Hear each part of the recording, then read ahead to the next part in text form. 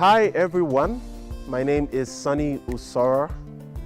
I'm originally from Akwa Ibom State, and in 2010 I moved into South Africa. I'm currently living here in Sandton in Johannesburg in South Africa.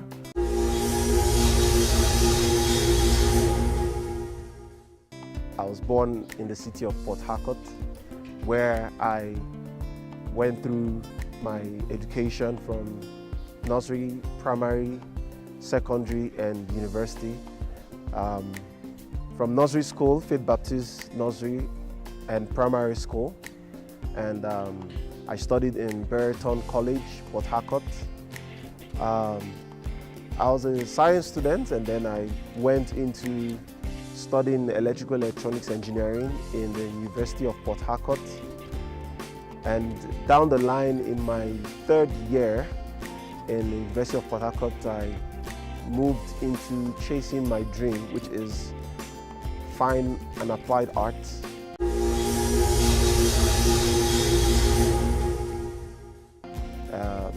I love to paint, I love to draw, and I decided to follow that dream.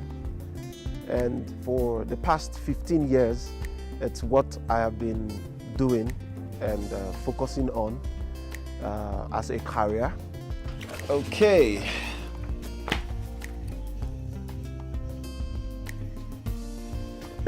I use just one pencil, and I start from the eyes. Are we ready? I run an art studio, and I do my paintings from my little studio, my artworks, and alongside I run a ministry.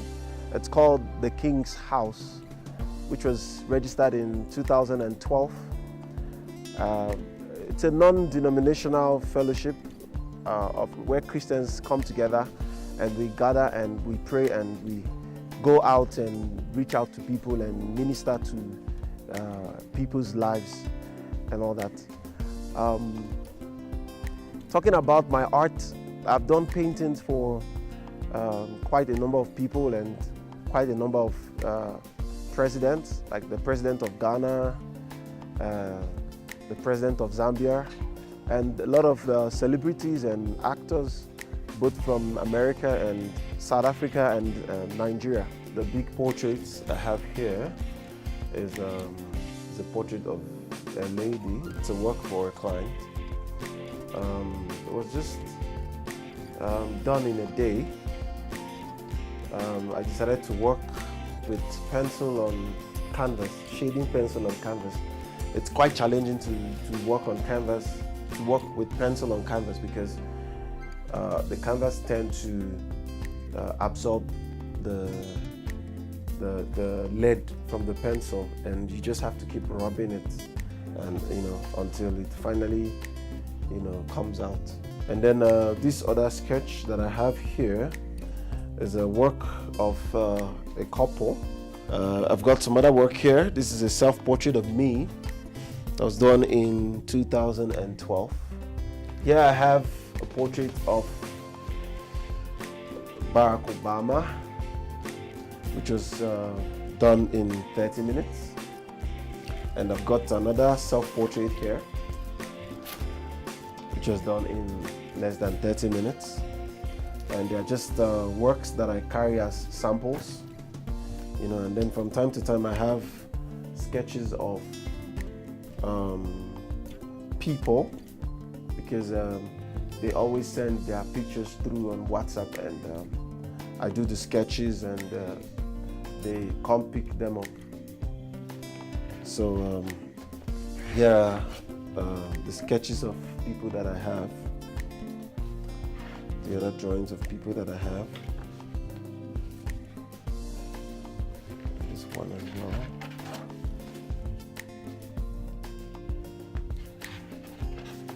This one as well. It's a great passion that I have. It's something I love to do. It's something I've got a great flair for, and It occupies most of my time. And the very unique thing about my artwork is the fact that I could do my works in a very short time.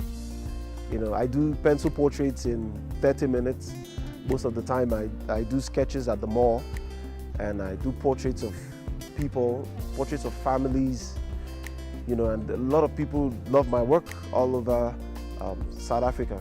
Being an artist for the past 15 years, I would say, there've been a lot of challenges, and there've also been a lot of advantage, you know, to me.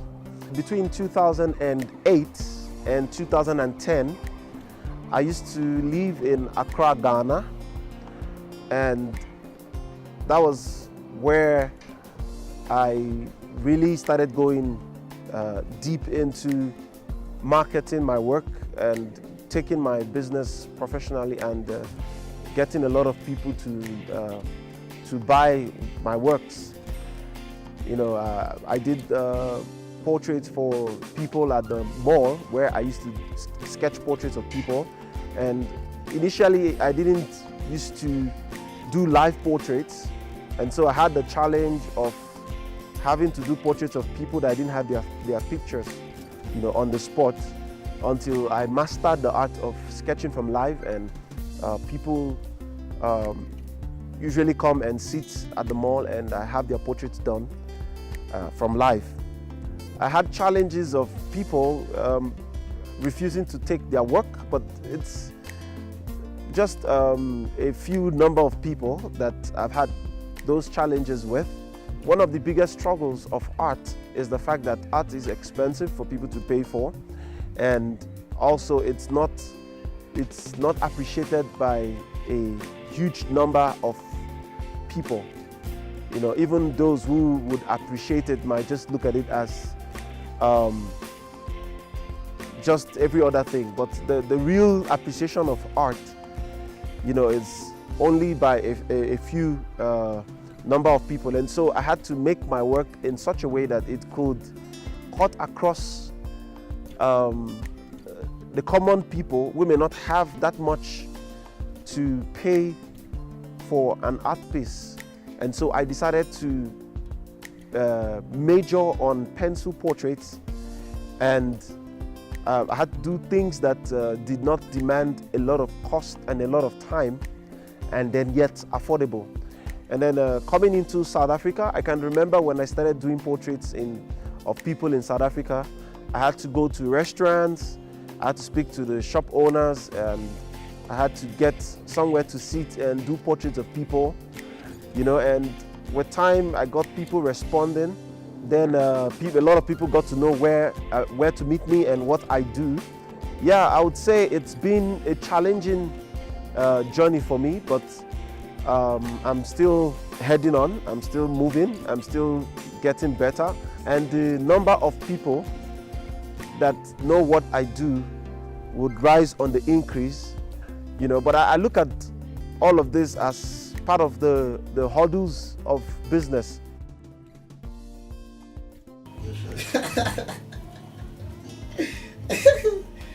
Wow.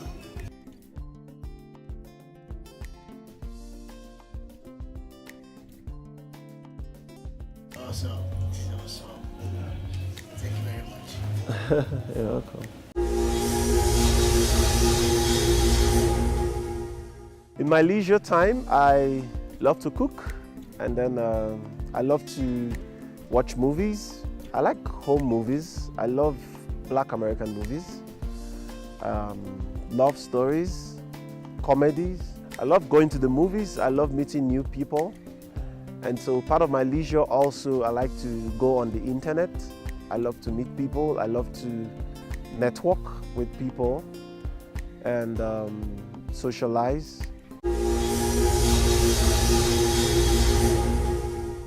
Kind of music I love to listen to, I like R&B, I like classics, I like opera. My favorite song is by Fred Hammond, and it's in one of his albums called Spirit of David, a song titled Breathe Unto Me, the Breath of Life.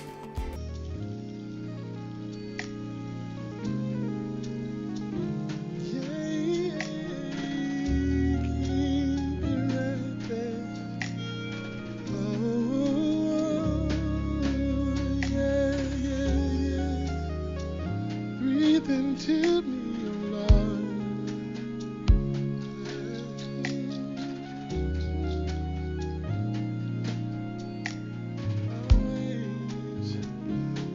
Breathe.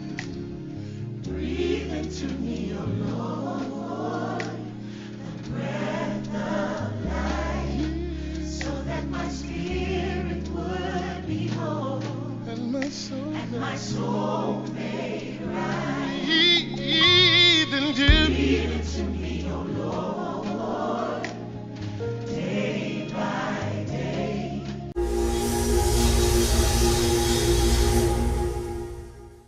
Okay, my most embarrassing moment in South Africa was when I was still new in South Africa, a few months. I got arrested by the police.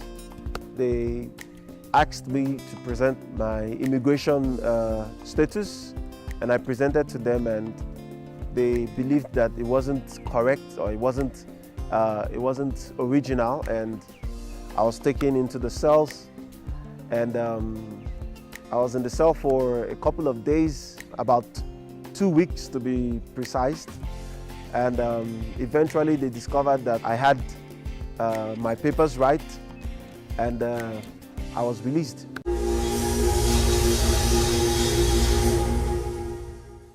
The last time I was in Nigeria was September last year, 2015. And by the grace of God, I'll be coming to Nigeria again in July this year, 2016.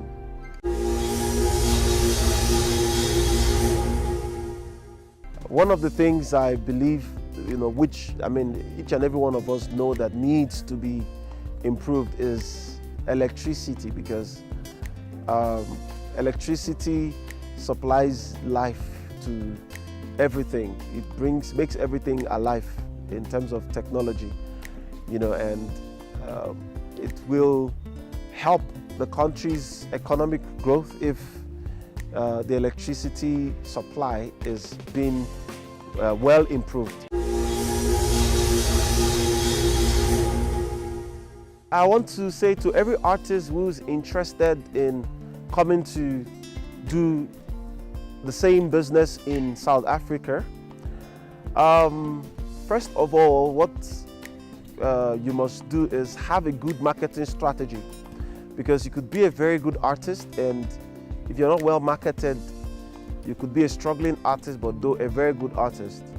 So have a good social life, build good networks, meet people, connect yourself with the right people, plant yourself in the right location, put yourself in the right environment that's going to help you build the right clientele.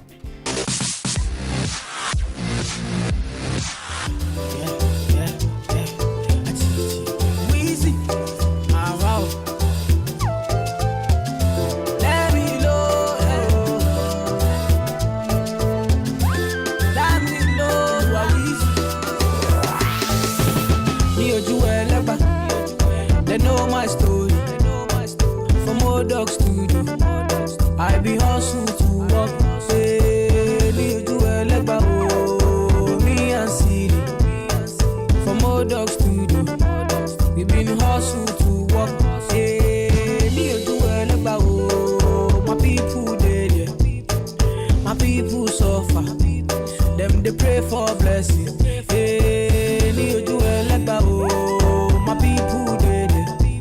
Them they pray for blessing, for better living. Kilo dale, aye ole to ye aye oni double. Adura lo le she o, call on daddy. Adura go, tishu eni badele.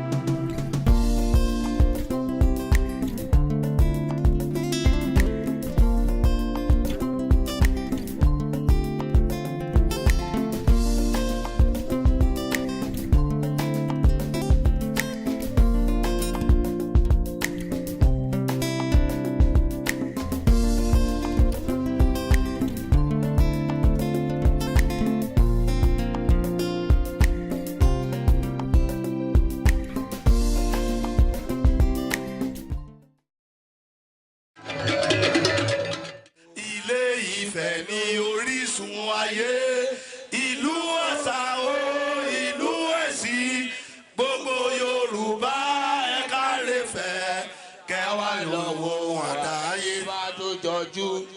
Ilé Oòduà Ifẹ̀ ló wà, ọ̀pá ọ̀ranyàn ilé Ifẹ̀ ni omi mọ́. Community festivals in Nigeria are events that provide indigenes of communities with the opportunity to reinforce kinship ties and evoke their common heritage. These festivals, basically annual in nature, take place at a particular season of the year.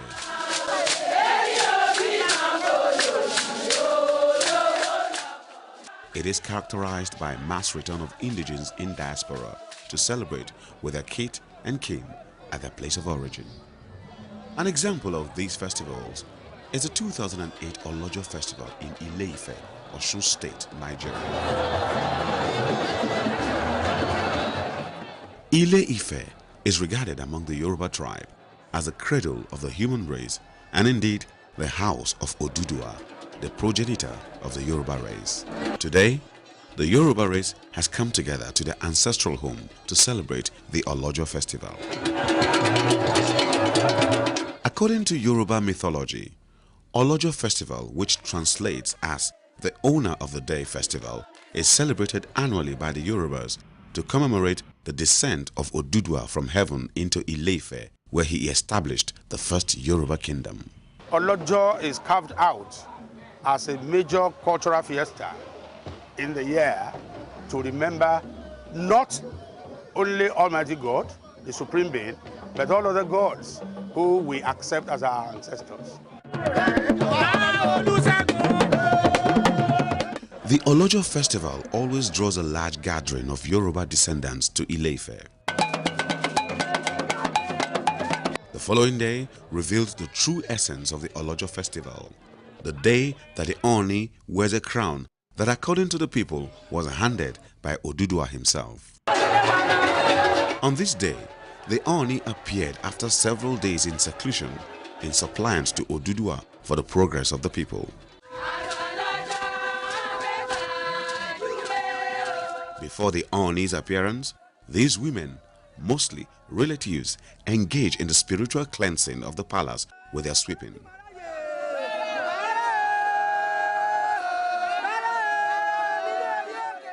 To the people of Ife, the cleansing of the palace is to drive away evil forces and bad omen prior to the appearance of the Oni. Later, the Oni received the women in his chambers. The women offered prayers to their king.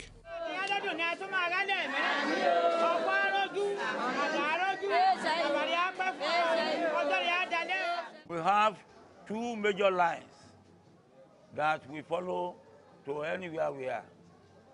The first one is the father side, who married the mother.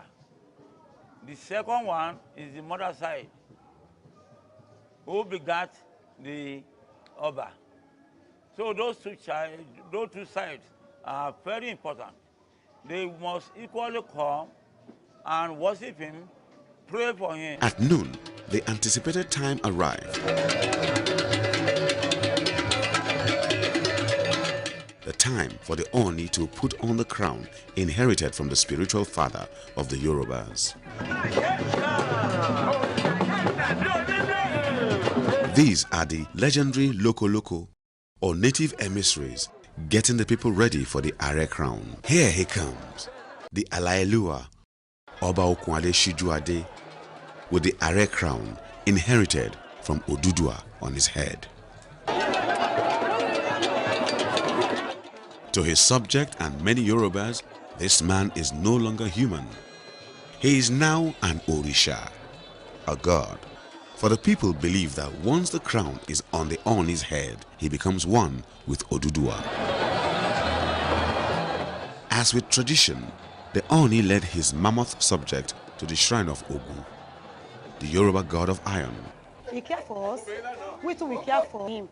But all the things that he is doing today, That's why we are full of joy from our heart to come and join with him today. The active involvement of the Oni in the festival makes it one of the biggest festivals among the Yoruba tribe in the western part of Nigeria.